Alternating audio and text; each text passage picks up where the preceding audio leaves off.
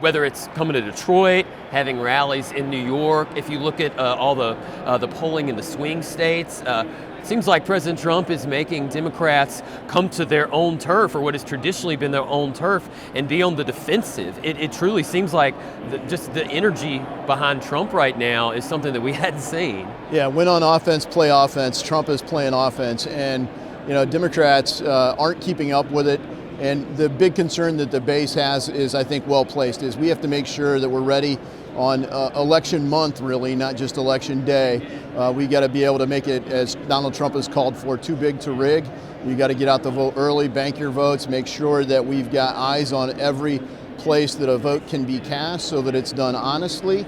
And then we need to make sure that we have the legal representation to be able to execute swiftly if anything's outside of the lines. And none of these laws in some of the states like California or Pennsylvania or even here in Michigan are really the way that they should be.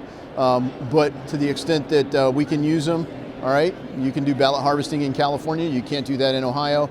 But if that's the law in California, we got to play by the rules and win. With all the lawfare against the president, whether it's criminal or civil or all the 14th Amendment cases, just trying to keep him off the ballot, in so many ways, it seems to have validated what Trump has been saying all those years about them coming after him and weaponizing the government. Do you think that that's playing into his hands with all these voters who maybe have not voted for Trump in the past, but are starting to look at Biden's economy and everything that's going on, and they're newly receptive to Trump? I think the results are people are open. They know they're not supporting Biden.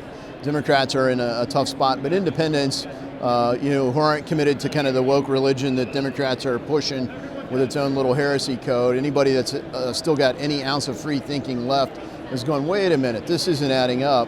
And they are connecting the dots. They watch the news and they say, oh no one's above the law. And you're like, well, no one's beneath the law either. We see what you're doing there. You've used the law really as a weapon. Now you're using it against the American people, not just Donald Trump, though he is enemy number one for them, but you got people that show up to school board meetings, pro-life Catholics. I mean, just a couple weeks ago in Washington, D.C., they sentenced a 75-year-old woman to 2 years in jail because she was praying outside an abortion clinic.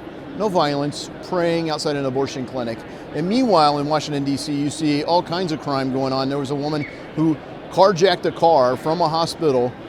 There's an elderly lady in the car. She drives it into a barrier, crashes. It kills the elderly lady in the car.